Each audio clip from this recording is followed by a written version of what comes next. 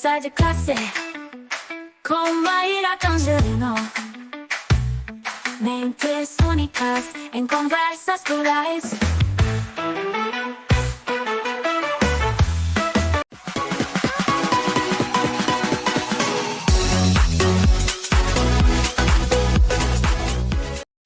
Olá, pessoal! Boas-vindas a mais um Conversas de Classe. E hoje nós vamos falar de um tema que é essencial para quem está na área de educação, o papel da pesquisa acadêmica e como que ela se conecta aí com o dia a dia escolar. E para essa conversa, nós temos a honra de receber a professora doutora Helena Brandão Viana. E, gente, eu conheci a professora doutora Helena num congresso, e eu fiquei muito maravilhada com a forma linda, né, a forma maestral que ela conduziu esse congresso. Por isso que depois fiz o convite para ela vir aqui para o Conversa de Classe. Ela tem um vasto currículo na área de educação, ela é pós-doutora em educação e psicologia e também possui experiências em metodologias de pesquisa e colaborações aí com vários países. E ela é uma voz ativa e presente quando o assunto é educação e pesquisa aplicada. E eu já combinei com ela aqui nos bastidores que a gente vai começar com a primeira pergunta, né? Professora, a senhora tem uma vasta experiência em pesquisa e na prática educacional. Eu quero saber como nós podemos fortalecer a conexão entre a pesquisa acadêmica e a prática docente no Brasil, de modo que os resultados dessas pesquisas realmente impactem na sala de aula. Professora doutora Helena, boas-vindas, é uma honra recebê-la aqui no Conversa de Classe. Obrigada, Maíra, pelo convite para estar aqui com vocês e dividir um pouquinho, né, do conhecimento que nós temos desses 28 anos trabalhando junto à educação no ensino superior e também na educação básica, né, onde normalmente a gente começa a carreira docente, não é? E realmente eu tenho trabalhado essa questão da importância da conexão da pesquisa e da docência. Uma questão que eu sempre observei, que é muito importante, é que professores que tinham experiência no mercado de trabalho davam aulas muito mais realistas, porque nós trazemos a teoria, que estão nos livros, nos estudos, nas pesquisas, mas também trazemos a realidade que existe no mercado corporativo ou no mercado educacional. Então, que professores que já tinham passado pela experiência do dia a dia, sejam eles engenheiros, psicólogos ou não, mas tinham essa experiência do mercado, quando eles vinham para a sala de aula, eles não tratam apenas das teorias existentes nos livros, mas eles também retratam as questões práticas do dia a dia que eles já enfrentaram em seus trabalhos, consultórios, seja qual for o ramo de trabalho, também para a realidade. Da mesma forma, Maíra, eu vejo a importância do professor também hoje ser um pesquisador, mesmo que seja na educação básica. Eu tenho incentivado diretores de escolas de promoverem que seus professores também façam pesquisas, inclusive com seus alunos. Ensinem os alunos a fazerem pesquisas, porque nós estamos num mundo de informação, através das tecnologias digitais, em que a informação está muito acessível a todas as pessoas. Então, hoje, o aluno ele tem acesso a essa informação. Então, não é tanto a dependência do professor de trazer informação para ele, porque a informação está lá. Agora, como digerir essa informação ou como selecionar essa informação, é que é muito importante que a gente traga isso para dentro da sala de aula. Então, trabalhar com esse aluno, aonde buscar informação, né, quais são as fontes confiáveis de informação, mas realmente realizar pesquisas com o aluno e trazer também dados científicos para a sala de aula para exemplificar fenômenos que já estejam acontecendo na sala de aula. Professora, é muito interessante, né? O nosso grupo aqui que nos acompanha tem muito docente, mas também tem muitos graduandos que ainda vão ocupar esse espaço lá no mercado de trabalho. E a gente percebe que nos últimos anos as metodologias ativas elas têm tomado, né, um espaço tanto nas escolas quanto nas universidades. Eu queria saber de que forma que a pesquisa tem acompanhado essa tendência E o que o campo acadêmico pode dizer sobre a eficácia dessas metodologias em diferentes contextos educacionais? Ok. Eu tenho até um colega do meu grupo de pesquisa que ele fala que ele nem gosta dessa nomenclatura metodologias ativas, porque houve um momento em que se falou muito nisso, né? Em utilização de metodologias ativas, mas será que essa nomenclatura está adequada? Mas ok, mas não vamos entrar nesse detalhe que não é o assunto dessa entrevista, mas vamos falar um pouquinho sobre algumas metodologias que surgiram da necessidade mesmo de tornar as aulas mais significativas, de tornar esse aprendizado mais significativo.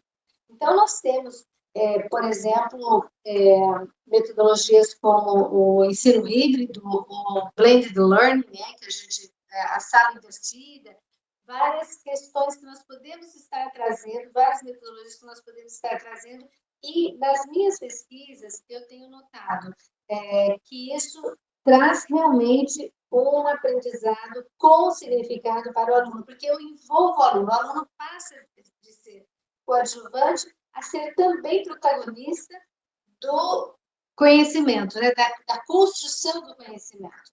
Eu tenho um aluno que foi meu aluno de mestrado, ele é engenheiro, ele é professor na ETEC, e ele teve uma vivência bastante interessante com os alunos dele, que foi a temática da dissertação de mestrado dele, onde ele exatamente usou metodologias ativas nesse sentido, né, de trazer, trabalhou bastante com a sala invertida, onde ele dava o desafio, o aluno ia buscar informação, e aí, quando eles voltavam, aí a gente fazia a construção desse conhecimento a partir daquela busca inicial do aluno. Então, isso torna interessante para o aluno aquela aula, porque ele vem com a informação e ele tem a curiosidade de saber o que os colegas também detectaram na pesquisa que fizeram, então torna-se uma discussão.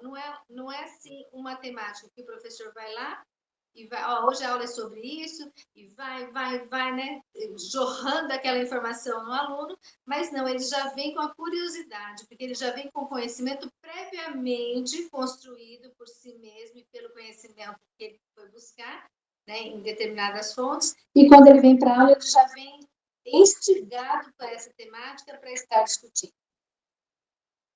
Perfeito, professora. Que exemplo excelente aí que você trouxe para a gente, né? E na sua trajetória também, professora, você pesquisou temas inovadores, como, por exemplo, a sexualidade na velhice, né? Que é um tema que a gente não vê muitas pessoas dispostas aí a pesquisar. Eu queria saber quais foram os principais desafios que você encontrou ao abordar um tema que é tão sensível dentro da educação e como que esses desafios refletiram na sua atuação acadêmica. Nessa ocasião, meu mestrado eu fiz na área de qualidade de vida na velhice e apareceu essa questão da sexualidade relacionada a vários outros fatores. Mas eu estava numa fase de finalização do mestrado e eu falei, no doutorado vou estudar sobre isso. E realmente, no doutorado, eu tive a oportunidade de estudar sobre isso. Falar sobre sexualidade, Michel Foucault, ele, em alguns dos seus livros, ele falava o seguinte, que sexo é o assunto mais falado entre as pessoas. No entanto, sempre atrás da porta. Né? Não é um assunto falado livremente, como outros assuntos sobre a nutrição, sobre a qualidade de vida. E por que esse tabu em relação a essa temática, sendo que é uma necessidade do ser humano, tanto quanto outras necessidades, mas existem esses tabus que vêm ao longo do processo civilizador, natural, em algumas culturas muito mais liberadas de falar sobre isso, em outras menos. E o fato de o idoso, principalmente, não ter tanta liberdade para falar sobre isso, gera muitos problemas para ele mesmo. Porque às vezes ele tem algum questionamento e ele vai ao médico e ele não tem a coragem de estar se abrindo para esse profissional da saúde para falar as suas insatisfações ou mesmo alguns problemas que ele tenha nesse campo, e isso prejudica bastante. Então, foi bastante controversa a pesquisa, no sentido de que havia a necessidade de, no primeiro momento, quebrar o tabu, então, eu fazia muitas reuniões com grupos de idosos, e levava isso o assunto de uma maneira bastante divertida e natural, para que depois eles pudessem, então, me contar um pouco sobre essas questões, para que eu pudesse coletar os dados, né, e ter aí a informação. Eu falo que logo, logo eu mesma vou ter a experiência sobre a sexualidade na velhice, mas naquela ocasião eu precisava da informação deles, porque é a própria população idosa que me daria informações para a construção daquele conhecimento. Ah, perfeito, professora. Que tema de fato inovador, né? Como a gente precisa olhar aí para vários contextos diferentes. Para a gente finalizar, como professora de metodologia de pesquisa, o que você acredita ser essencial para formar novos pesquisadores na área de educação? E quais são os erros mais comuns que você observa nos estudantes de pós-graduação ao desenvolverem seus projetos de pesquisa? Maíra, eu estive discutindo, inclusive ontem, numa reunião do meu grupo de pesquisa, qual é o legado que um mestrado deixa na vida do aluno, né? O que nós podemos, em tempos de inteligência artificial, em que tudo está aí disponível com professores né, de artificiais, digamos assim, que dão informação, o que nós podemos contribuir na vida de um aluno da pós-graduação para que ele possa realmente ter um crescimento acadêmico, intelectual, para levar isso realmente para a sua vida profissional. E esse egresso, né, do mestrado, ele fez o seguinte comentário: professor, acho que nós temos que ensinar lógica. Temos que ensinar lógica para os alunos. Eles precisam entender o que faz sentido e o que não faz sentido. Porque hoje, já há algum tempo, né, mas hoje com a inteligência artificial muito mais, nós temos um volume de informação muito intenso e filtrar isso é bastante problemático. Então, antes não tínhamos informação, então qualquer coisa que vinha acrescentava muito na sociedade. Hoje é ao contrário, nós temos informações demais. No entanto, essas informações, por muitas vezes, elas estão enviesadas, né? E a própria inteligência artificial, ela é alimentada por nós mesmos, né? E um grande colega meu apresentou um trabalho nesse congresso que você mencionou, que é com o título Quem educa a inteligência artificial que nos educa? Então, quer dizer, quem está inserindo informação nessa plataforma é que depois vai me dar informação. Então, eu posso também estar inserindo, né, propositalmente ou não, informação falsa, né? Vamos dizer, fake news, falácias, dentro dessa. Então, é muito importante que nós ensinemos, nesse momento que estamos vivendo, ao nosso egresso, ao nosso aluno, que ele saiba avaliar as informações que estão disponíveis, para que ele possa realmente filtrar e saber o que é científico, o que realmente não, checar as informações para que antes, né, dele aplicar, então, na sua vida, seja como professor ou outra profissão que ele tem. Professora, muito obrigada pela sua generosidade, né? Obrigada mesmo de compartilhar todo esse conhecimento maravilhoso aí com o nosso público. E eu queria saber se você quer deixar uma mensagem de despedida aqui para o pessoal. Maíra, muito obrigada. Eu agradeço pelo convite e a mensagem que eu posso deixar para vocês ali, esse legado, né, para as pessoas que irão assistir, exatamente essa questão. Pesquisem, não se deixem levar pelas informações que são oferecidas apenas, né? Saibam de quem estão ouvindo, porque confiança, né? Você acredita no que o seu professor fala quando você tem confiança nele.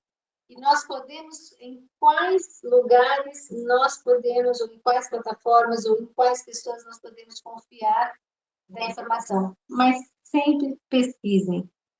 Na dúvida, não utilizem, né? Mas sejam pesquisadores em todo momento. E a pesquisa é importante para a vida pessoal, né? Isso, porque nós sabemos, né, Maíra? Hoje isso é bom, amanhã não é bom mais, né? Porque a ciência ela é muito dinâmica e ela traz informações muitas vezes contraditórias. Pesquisem, experimentem antes de você executar alguma ação. Seja um pesquisador. Ai, que mensagem maravilhosa. Pessoal, com essa mensagem incrível, a gente se vê no próximo Conversa de Classe. Até mais.